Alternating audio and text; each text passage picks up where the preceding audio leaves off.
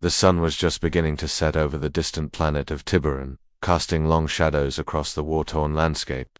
For centuries, Tiburon had been a place of constant conflict, but there was hope that the human peacekeepers sent to this planet could finally bring some form of order to the chaos. They were supposed to be the ones who could bring peace to the galaxy's most dangerous regions.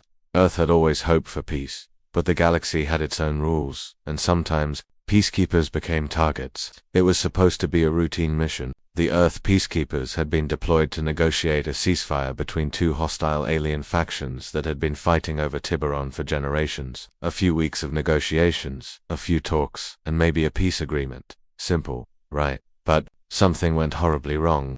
The Peacekeeper team, led by Commander Jack Harper, had set up their base in the valley just outside the woods. The aliens had agreed to meet for a peace discussion in a neutral area, and the team thought this could finally be the breakthrough they had been waiting for. Commander Harper was a seasoned peacekeeper, tough and pragmatic, but with a calm demeanor that had earned him respect from both sides of the conflict. He was a symbol of humanity's hope, someone who believed that peace was possible. But that night, something shifted. As the peacekeepers settled into their camp, a strange silence fell over the valley. There were no sounds of the usual alien activity, no distant cries of creatures or low rumbles from distant fires. It felt wrong. Something was out there, watching. Commander Harper and his team weren't prepared for the sudden attack that came next. Without warning, the enemy struck, their alien ships cloaked in the darkness, silently descending from the sky. The peacekeepers had no chance to respond. They had come to negotiate, not to fight. The first explosion came as a shock, ripping through the air with a deafening crack. The sound of weapons firing filled the air as Commander Harper scrambled to get his team into position, but it was too late. The enemy was far more advanced, their weapons powerful enough to take down human shields within moments. The peacekeepers fought back as best as they could, but they were outnumbered and outgunned. The battle was over before it had even begun. In less than an hour, the peacekeepers' camp was destroyed. The bodies of fallen soldiers, including Commander Harper, were scattered across the battlefield, a grim reminder of the sudden and brutal nature of the attack. But what made this even more tragic was that Commander Harper, a man who had dedicated his life to keeping the peace, died with no one by his side. He had been the symbol of humanity's hope on Tiburon, a leader who believed that diplomacy could work even in the most dangerous of situations. Now, he was dead, and the galaxy had lost one of its greatest peacekeepers.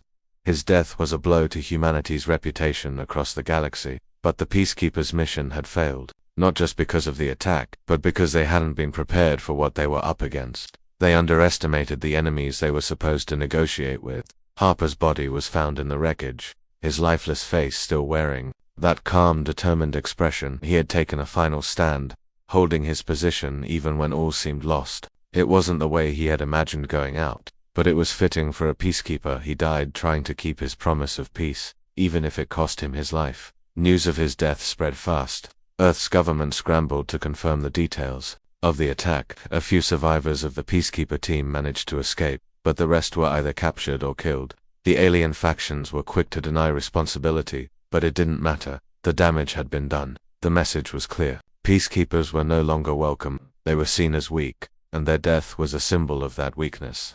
As the reports came in, Earth's leadership was faced with a difficult decision. They knew that something had to be done, but what? The galaxy had seen humans as peacekeepers for so long, but this attack, this brutal, senseless killing, shattered any remaining trust. The message was clear. Humanity was no longer a force to be reckoned with. But could they change that? Could they avenge the death of Commander Harper and show the galaxy that humanity was not a race to be underestimated? The decision was made. In the dead of night, the leaders of Earth knew what had to be done. They could not let the death of their peacekeeper go unpunished. Not this time. A message needed to be sent. A message that Earth was not weak. And so, they began to prepare. But before they could act, one thing became certain. Earth's war machine would soon be unleashed. And no one, not the alien factions or anyone else in the galaxy, would be ready for the storm that was about to come. The death of one peacekeeper had started something much bigger than anyone could have imagined. Commander Harper's death would be avenged, but the cost would be much higher than anyone had ever anticipated. And the galaxy would soon learn that, when humanity was pushed too far, they would send a force unlike any other. Earth's full war machine was coming, and it would be unstoppable. The silence in Earth's war rooms was deafening as the news of Commander Harper's death spread like wildfire across the globe. Leaders from all corners of the planet gathered in secret, a mix of military generals, government officials, and advisors, all united by a singular mission to decide how to respond to the unprovoked slaughter of a peacekeeper who had devoted his life to ensuring harmony. The weight of the decision was not lost on anyone. Earth had been the symbol of diplomacy, but now, there was a thirst for something far more destructive. The room was cold, the air thick with tension. Adam Kincaid, a towering figure known for his sharp tactical mind, stood at the head of the table, his eyes scanning the room. He was no stranger to warfare, but this was different. A peacekeeper had been killed, and it was clear that Earth could no longer afford to be the galaxy's diplomats. The death of Commander Harper was an affront not just to humanity, but to the very principles Earth had long upheld. "We can't keep pretending we're the weak ones," Kincaid's voice echoed through the room, steady but carrying an undercurrent of anger. "We need to show them who we really are." For a moment no one spoke. The other leaders exchanged uncertain glances, some hesitant, some resolute, but all aware of the gravity of the moment. Earth's strategy up until now had always been one of peace, even when the galaxy didn't respect it. Now, they had a choice: to remain passive, or to bring out the full might of Earth's war machine. Kincaid's gaze hardened. "We're not talking about just sending a few ships or a few soldiers. No, we send everything, every resource we have, every weapon at our disposal. It's time to remind the galaxy that humanity is not to be underestimated." The room shifted. Uncomfortably, some were shocked by the suggestion, others saw the logic, but all understood that a decision like this couldn't be undone. Once Earth unleashed its full force, there would be no going back. This wasn't just about revenge. This was about redefining humanity's place in the galaxy. "We have to send a message," Kincaid continued, "and I don't mean just a warning. I mean a message so clear that no one will ever think of challenging Earth again." The room went quiet again as everyone took in his words. The moment of decision was upon them. Earth had the technology. They had the ships, the soldiers, and the weapons to unleash destruction on a scale that most alien races could only dream of. Their military might was vast, but the question had always been whether they were willing to use it. The answer now seemed to be a resounding yes. "The war machine," General Kincaid said with a firm nod. "Activate it. This is the only way to honor Harper's sacrifice." A chill ran down everyone's spine. The war machine was a vast network of warships, defense systems, and elite soldiers designed for one purpose: total annihilation. For years, Earth had kept it on standby, only ever showing it as a deterrent. But now, the time had come to deploy it. One by one, the commanders of Earth's forces gave their assent. It was unanimous. The order was given. The war machine would be mobilized, and Earth would respond with overwhelming force. No longer would they be seen as mere peacekeepers, begging for respect. They would be the unstoppable force, and no one would dare challenge them again. As the news spread throughout Earth's military infrastructure, the first signs of the war machine's activation were felt. Massive warships, once sitting in the darkest corners of space, came to life. Each vessel, a fortress of unimaginable power, began to power up its engines.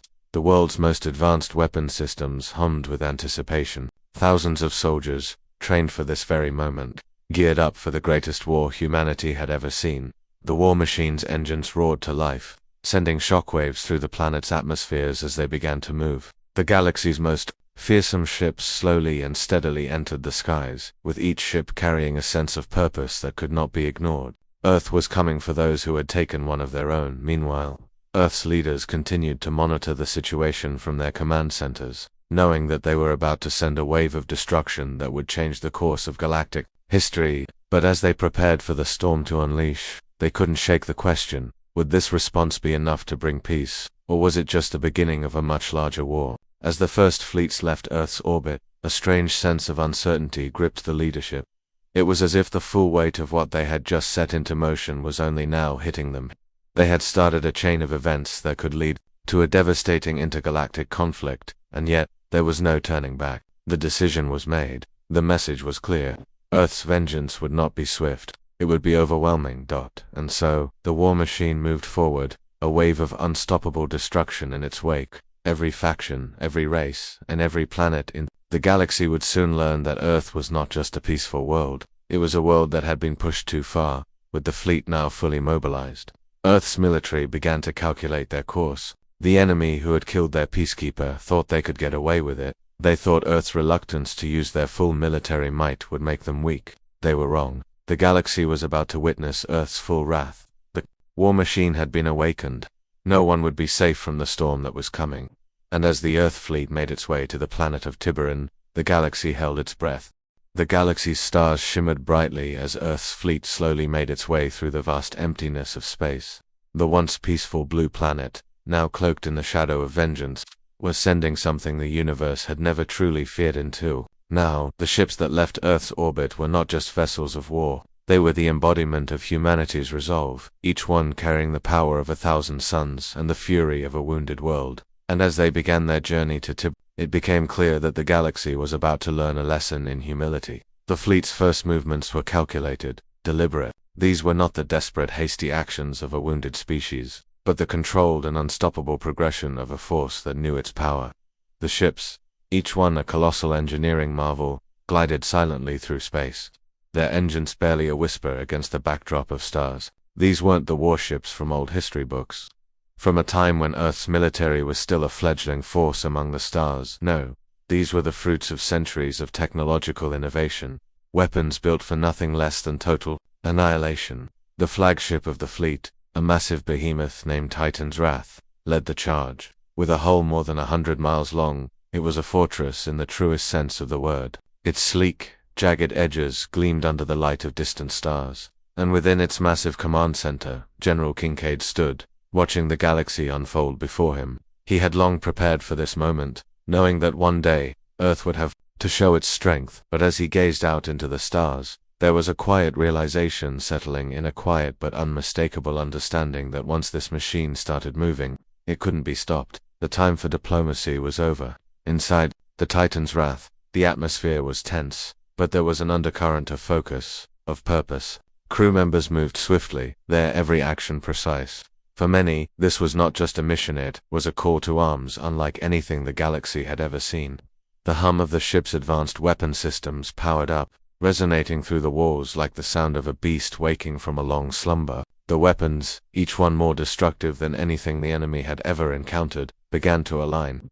These were weapons designed not just for battle but for domination. On board the flagship, Lieutenant Laura Hayes stood at her station, eyes fixed on the holographic map of the galaxy displayed before her. Her fingers moved quickly over the controls as she adjusted the ship's course. Every move was calculated.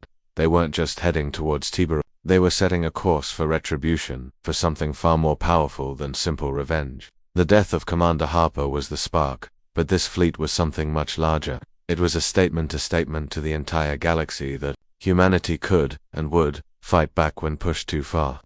Around her, other officers worked in silence, but the weight of the moment was palpable. Earth's war machine was not something to be taken lightly. It had been built over decades, and now it was ready to show its true strength. The weapons had been calibrated, the soldiers were trained, and now, the ultimate test was upon them. Would they succeed in their mission? Would they bring the galaxy to its knees? As the fleet made its journey, the commanders of the enemy factions were beginning to feel uneasy. They had heard whispers of Earth's war machine, but they had never truly believed it would be used. The idea of humanity unleashing its full might had always been a distant threat, a cautionary tale, perhaps, but never a reality. But now, as Earth's fleet neared the Tiburon system, the realization set in. They had made a grave mistake. They had thought humanity weak, peaceful, unwilling to strike back. But Earth's war machine wasn't about to just strike back, it was about to lay waste to everything in its path. Tiburon's skies, once calm and peaceful, now trembled with the distant hum of Earth's fleet approaching. The enemy had no idea what was coming. They were too focused on their ongoing conflict, too distracted by their own internal power struggles, to see the impending doom. The ships had already begun to reach their destination, entering the orbit of Tiburon's second moon, and as they did, the silence of space was shattered by the roar of engines powering up. General Kincaid stood at the command deck of the Titan's Wrath, his face hard as stone. He watched the holographic display, noting the exact coordinates of the enemy's defenses. He could almost hear the pulse of his own heart, steady, determined. This was it, the moment Earth had been waiting for. No more negotiations, no more peace treaties. Just the full force of humanity's wrath. Activate the first wave. Kincaid's voice was steady but fierce, his words carrying the weight of centuries of history. The order was simple, but it would change everything. The first wave of assault ships detached from the Titan's wrath. Sleek, agile, and terrifying in their design, they were armed with weapons that could obliterate entire fleets in moments. Their advanced targeting systems able to track and destroy anything that dared stand in their way. The ships started out, their engines leaving a streak of light as they sped toward Tiburon's atmosphere. And as the fleet moved closer, the enemy finally realized that the battle was lost before it had even begun. Their defenses, once thought to be impenetrable, were nothing against Earth's overwhelming firepower. The ships, as massive as they were, seemed fragile in the face of humanity's full military might. The war machine was awake, and nothing could stop it now. The enemy would learn, too late, the true cost of underestimating Earth. As the first wave of Earth's assault hit Tiburon's surface, the sound of explosions filled the air, and the quiet of the galaxy was replaced by the deafening roar of war. The message was clear. The Peacekeepers had fallen, and Earth was sending its wrath. The galaxy would never forget this lesson. The war machine had come, and there would be no mercy. The sky above Tiburon had always been a calm canvas of stars, but now it was streaked with fire and chaos. As Earth's war machine descended upon the planet, the very atmosphere seemed to tremble, as if the universe itself could sense the fury of humanity's response. The once unshaken calm of the galaxy now felt fragile, on the verge of shattering. Tiburon, a planet ravaged by endless conflict, would soon face its greatest test. The enemy had barely begun to organize a defense when Earth's forces struck. Earth's fleet wasn't like any force the galaxy had encountered before. Their ships were powerful and their weapons deadly. But it wasn't just the technology that made them terrifying. It was the unrelenting determination of the soldiers. The sheer rage behind every order.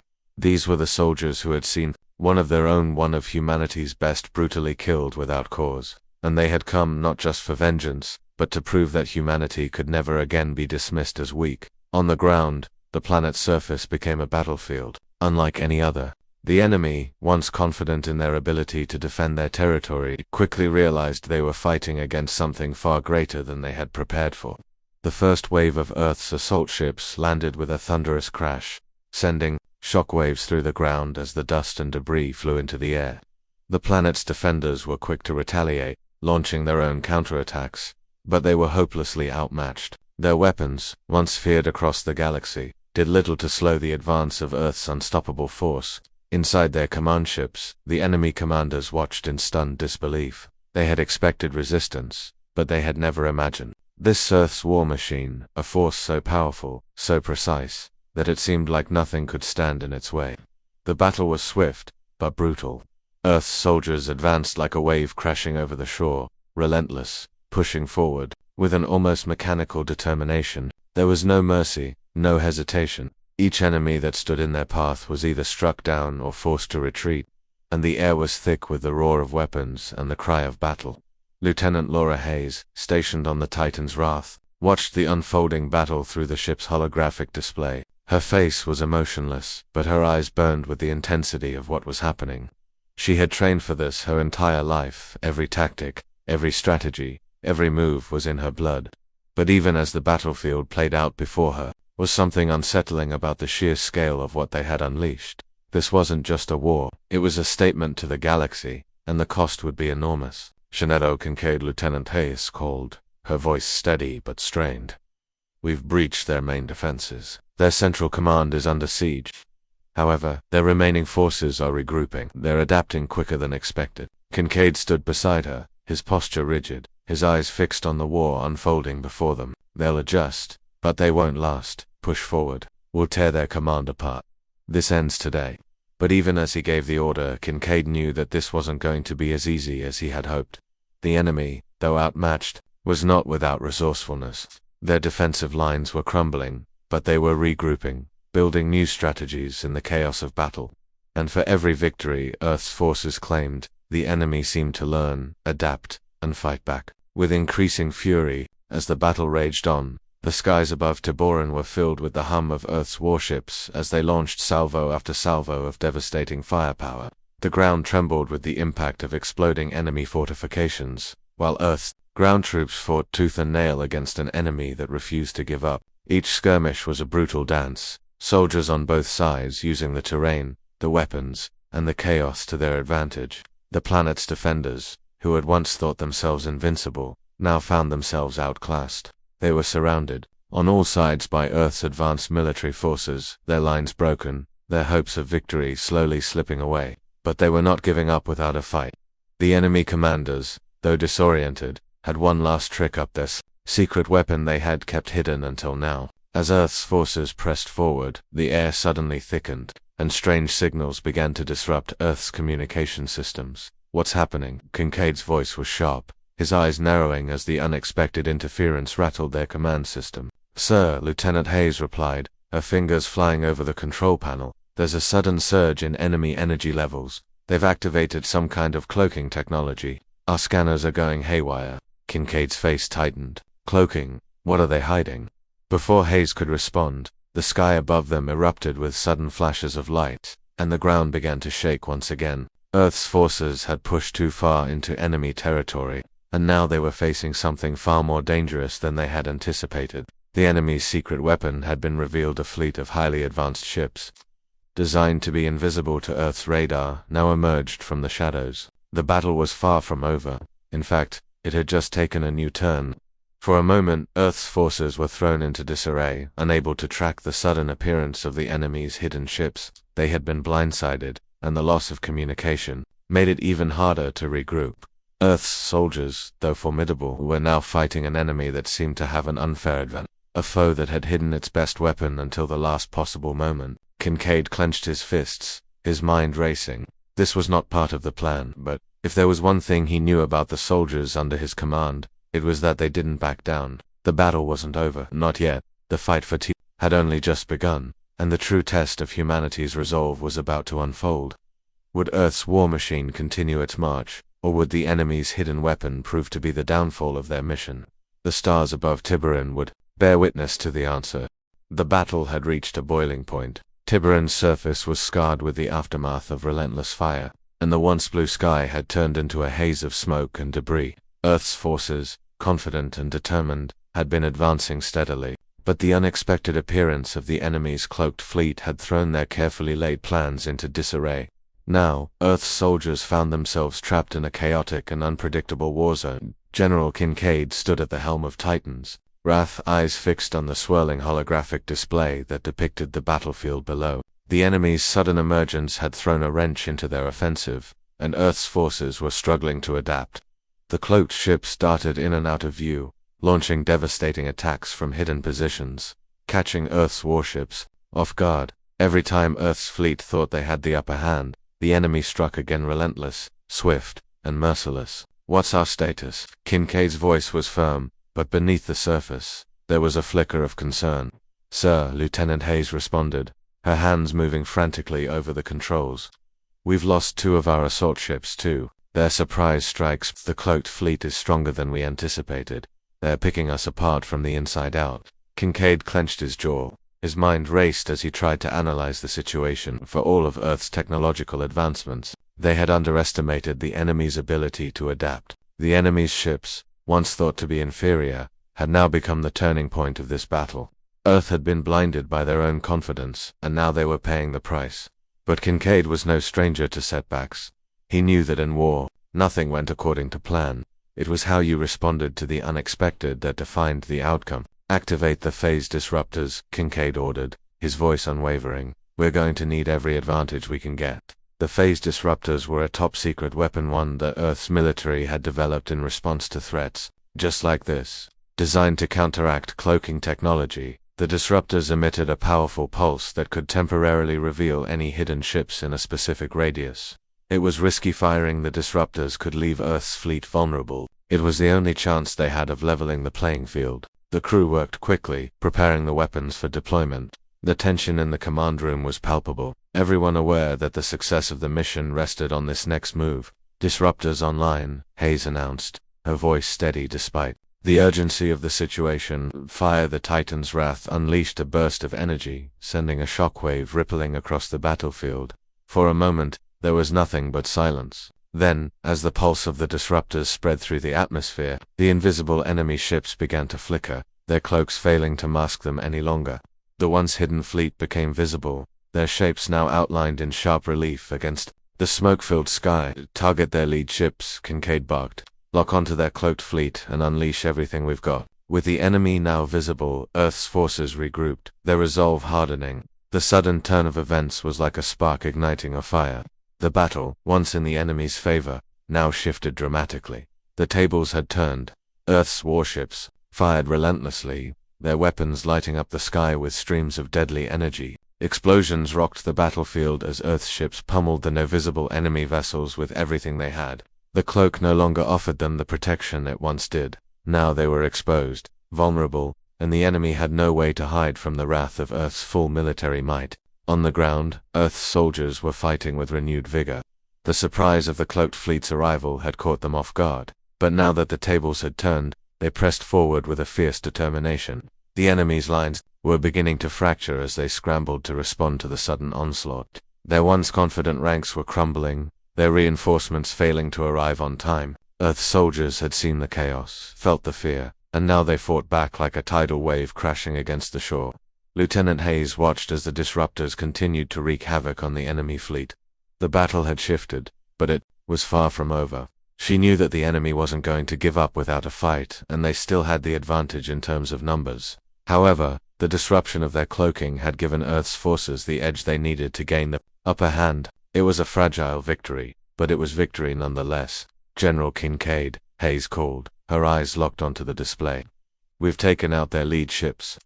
Their fleet is breaking apart." Kincaid allowed himself a brief nod of satisfaction, but he knew better than to get complacent. "Keep the pressure on," he ordered. "This isn't over yet." And so, the battle raged on. The cloaked fleet, once thought invincible, was now fighting for survival. Earth's war machine was relentless, each ship, each soldier pushing forward with single-minded focus. The enemy's resistance grew weaker, their strategy falling apart as Earth's forces continued to tighten their grip. In the distance, the shattered remains of enemy ships drifted through space like debris from a lost war. The cloaking technology that had once been their greatest asset now lay useless, and Earth's warships tore through their forces with precision and power. The enemy commanders, once so sure of their victory, could only watch in disbelief as their fleet was systematically dismantled. But Kincaid knew that this was just the first step. The enemy had been forced to retreat, but they wouldn't be wiped out so easily. They would regroup, adapt, and return. The war was far from over, but Earth had proven one thing: no matter how strong or how hidden the enemy thought they were, humanity would find a way to fight back. The war machine had turned the tide, but the true test of Earth's strength was still ahead. The galaxy had seen Earth's power, but now it would learn to fear it. The question remained: would Earth's war machine continue its unstoppable march, or would the enemy's resolve prove stronger than anticipated? The battle for Tiburon was only the beginning.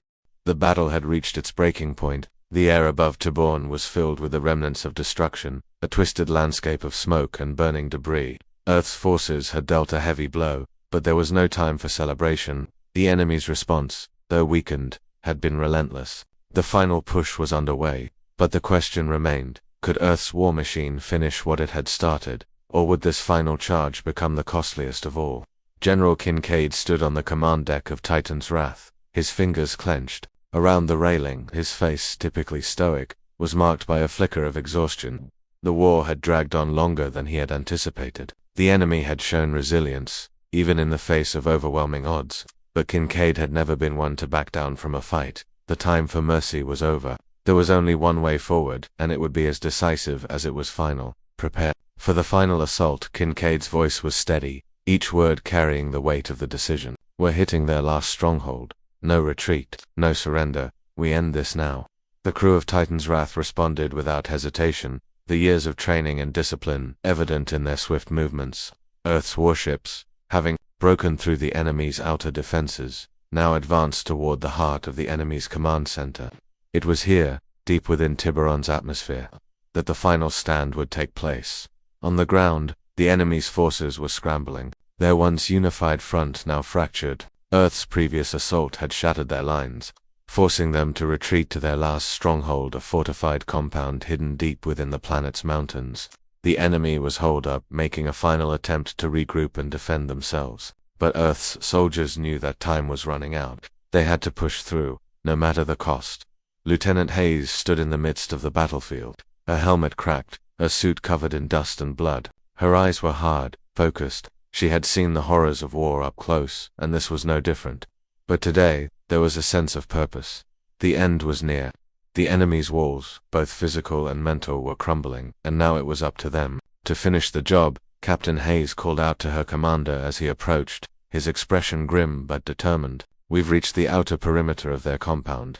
Their forces are regrouping, but it's clear they don't have the resources to mount another counterattack. We have them. He nodded, looking out over the battlefield. Let's not underestimate them. We push forward. We give everything we've got. We've come too far to falter now. The final assault was swift, brutal. Earth's soldiers stormed the compound, each step taken with precision and unrelenting force. The enemy, though heavily fortified, could no longer withstand the onslaught. Earth's forces tore through the gates of the compound, entering the heart of the last stronghold with ruthless efficiency. The enemy fought back valiantly, but it was clear they had lost the will to fight. They had nothing left to give.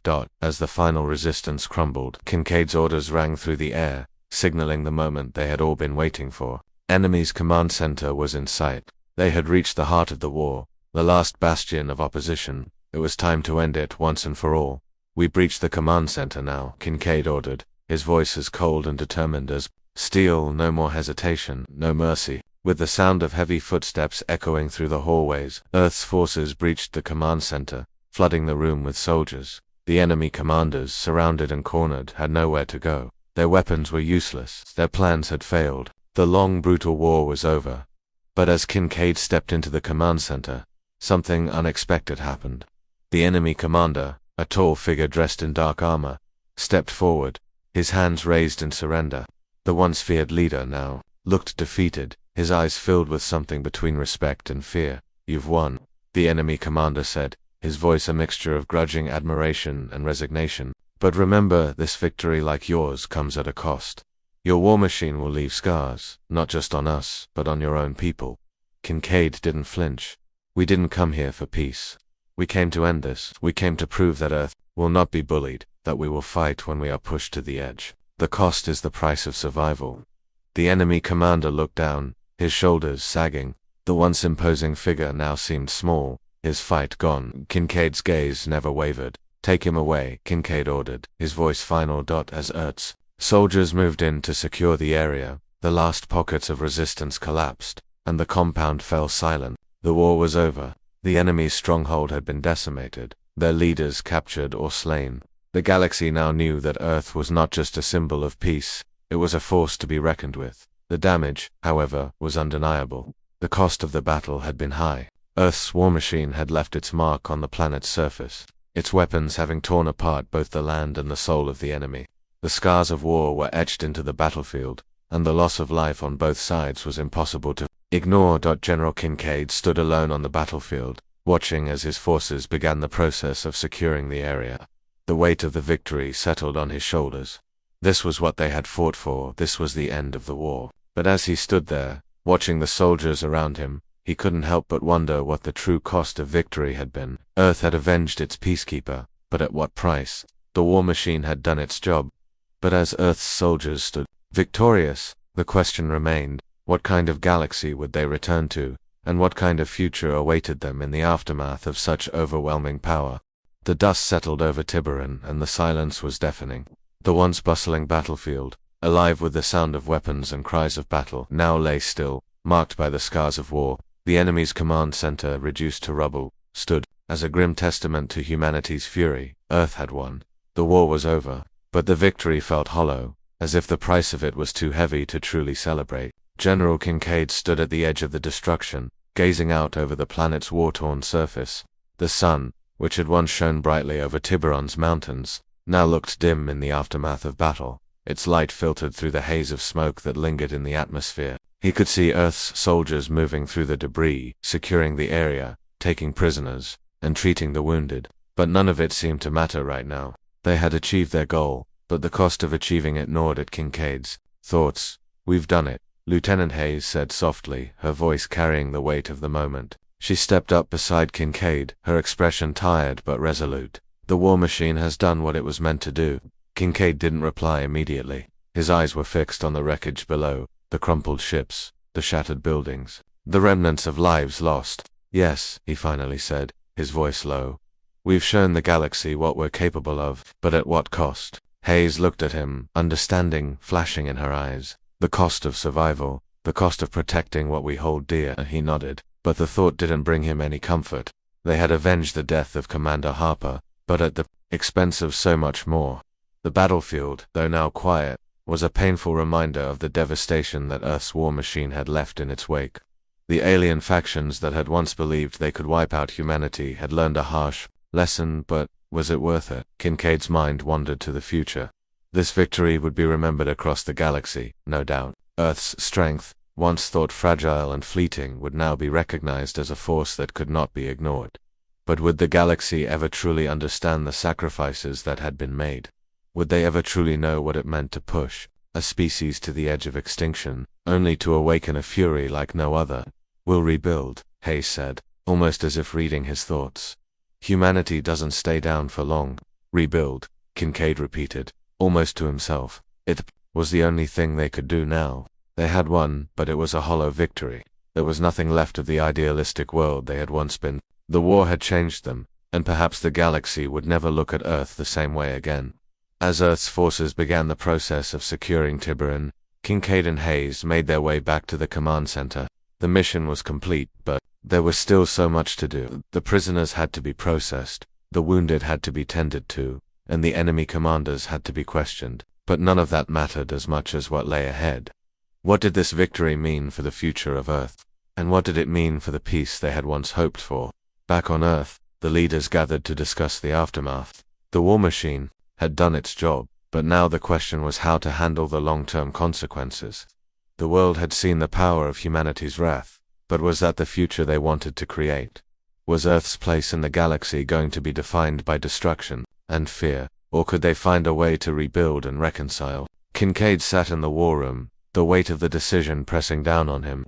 His mind was still on Tiburon, still haunted by the images of destruction. The council members were speaking, offering their thoughts on the next steps, but Kincaid's mind was elsewhere. He could feel the eyes of the galaxy on them now.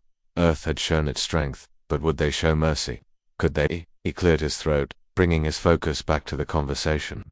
The war is over, he said, his voice firm, but the true test lies ahead. We've shown that Earth can fight, but now we must decide what kind of future we want. Do we want to be known as a force of destruction, or as a force of change? The room grew quiet as the council members absorbed his words. It was a delicate balance they had to strike. The galaxy was watching, waiting to see what Earth would do next. The choices they made now would shape the future of humanity. Would they be the warriors that avenged the Peacekeeper, or would they rise above, rebuild, and offer a path to a more peaceful galaxy? We need to lead by example. One of the council members spoke up, her voice cautious but resolute. We've made our point, but we can't stay in the past. We have the power to shape the future, and we need to show the galaxy that we can be both strong and compassionate. Kincaid nodded, the decision now clear in his mind. The victory had been necessary, but it was only the first step. Earth had to show that it was capable of something more. The galaxy needed to see that they weren't just about war and retribution. They had the power to bring peace, but it would take more than strength. It would take wisdom, restraint, and the courage to rebuild. The victory on Tiburon would be remembered, but what Earth did next would define them. Kincaid knew it wasn't going to be easy. The scars of war would take time to heal, both on Earth and in the hearts of those who had fought. But if humanity could rise from the ashes of destruction and build something better, something lasting, then perhaps the cost of their victory wouldn't be as high as it seemed. The war machine had done its job, but now it was time for Earth to choose a new path. The galaxy was watching, and the future of humanity was in their hands. The real test, Kincaid thought, had only just begun.